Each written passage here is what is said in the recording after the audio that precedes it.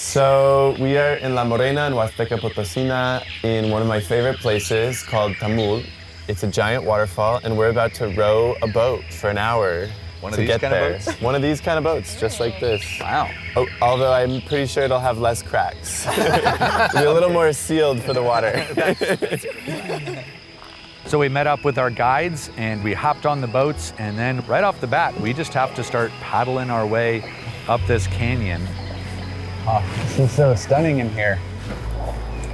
Just the texture of the walls and the rock, this morning light on it. It's so beautiful. The day before, we were, sort of in this more deserty environment, and then we ended up in this like rainforest. Feels like you're in some kind of fantasy movie or something. The water is just this emerald blue, and then you come around all these different bends. The whole valley is just this white rock. So we've paddled upriver about halfway so far, and we took a quick break because the river actually goes through a little bit of rapids. And so our two lead guide boatmen here from Mexico are helping drag it upriver. It just felt like a paradise coming in, and I think it's only gonna get more and more spectacular as we go. And we finally round a bend, and just before us we can see this incredible vista of a massive waterfall pouring in from the side of the canyon. Ah, you guys, the cascade is coming up now. Whoa. I'm getting, just enamored with this sight, and I look to my side and I see Christy just tearing up. I don't know why it hit me so hard. It just brought me to tears. I was just stunned. It was beautiful. We got our workout in this morning, paddling up the canyon, all for this amazing payoff. These are the waterfalls of Tamul as they're just pouring straight into the river here through this gorge. It's incredible. I feel super lucky to be here, but we're not done because we're taking off the life vests and we're going swimming, and we're getting an up close and personal experience with the waterfall itself. One of the things that was really cool is that this is sort of like the drier season, which ends up making the waterfall a little bit smaller. But I like that season because you can actually swim right to the waterfall. The rest of the year, you can only hike to the top. It is so stunning to just sit down there, float on your back, looking up and just seeing this waterfall pour off from at least 200 feet high. 3, 2, 1. It felt very childlike, jumping off the rock in all of our fun ways and just finding other higher grounds that we can climb up to and jump off of.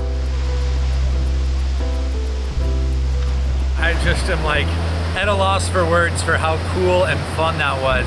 But the adventure's not over. We do have to continue on down back canyon. So we've got to wrap it up here. Let's keep it moving, baby.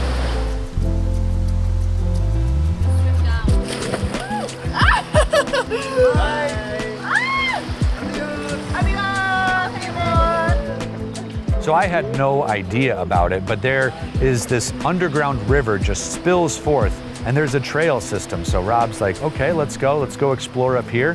When people are visiting for their first time, what they don't realize is that up above, there's a whole cenote, which is an underground cave with water inside. So we walked up to this cave, and I see this massive hole in the side of a rock. Crystal blue, clear water. It just feels like you're in a slice of heaven. It doesn't feel real. Yeah. This has been such a mind-blowing experience. I just can't believe how gorgeous and beautiful this unique feature is. We're just drinking it in because we're gonna get on the road after this and make our way back to Mexico City.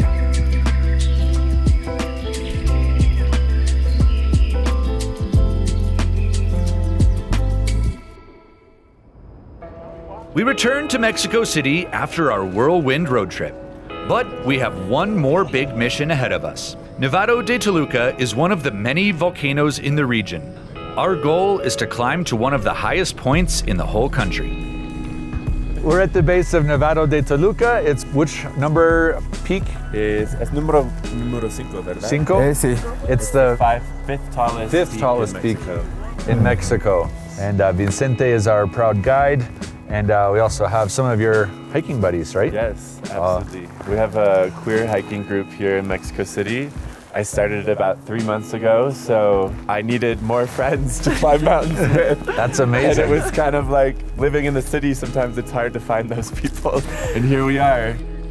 Last time I came here, I climbed to one of the smaller peaks. Yeah. But today we're going to the big one, which is over 15,000 feet, like 15,300, which is about 4,800 meters. Whew. Wow.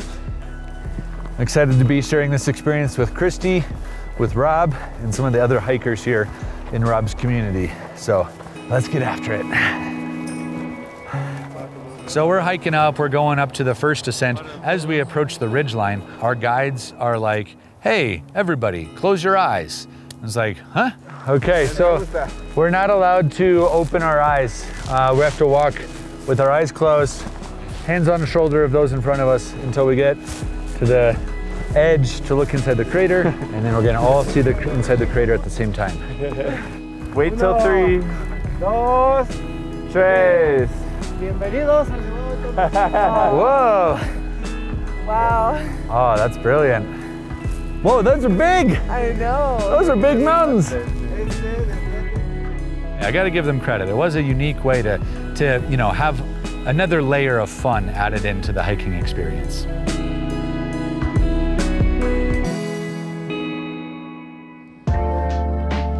We did a quick refill of some water at the lake, and then it was time to move on.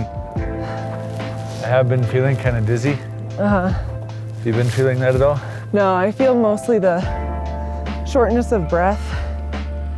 Christy has never been quite this high before. We live in Arizona where there's loads of hiking to do, but this is kind of a different animal.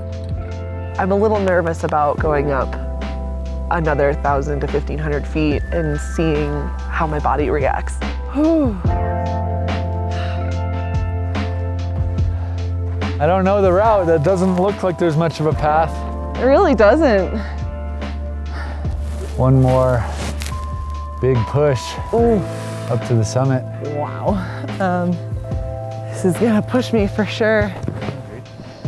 Some of these places that we're actually hiking, there's a significant drop off down below us, and we're like literally climbing and holding on, and if you make a mistake, it's going to be a significant injury. So we've made it out of the talus-y, slopey portion of the hike. Now we're in more of this mountaineering section where we kind of have to scramble climb. We're using the rock to, using like 4 points of climbing. And this is so cool. It's so beautiful up here. Got to keep going though. Summit calls to us. I honestly didn't really know. Like, I knew we were climbing a mountain, but I didn't know. So whoops. We'll see how I do the rest of the way.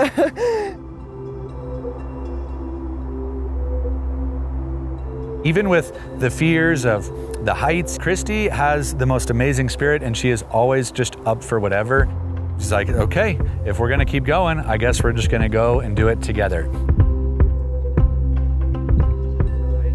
This hike challenged me in a lot of ways, and it stretched me, and it made me feel a little more like I can do these things. I can climb a 15,000 foot mountain and be okay.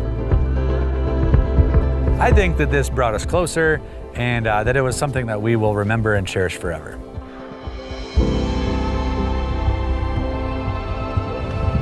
Oh, we did it! Crew! How does it feel to be at the summit here? Feels like quite an accomplishment. Yeah. High five, Rob. Traveling through Mexico has been such a wonderful thing for me. There is such a diversity and a beauty that you can only experience by traveling here. And I think that that is one of my main things that I love, is I get to break down stereotypes and see beyond it and to see the heart and nature of a place. And I feel like Mexico, that is nothing short of one of the best places on earth to travel to.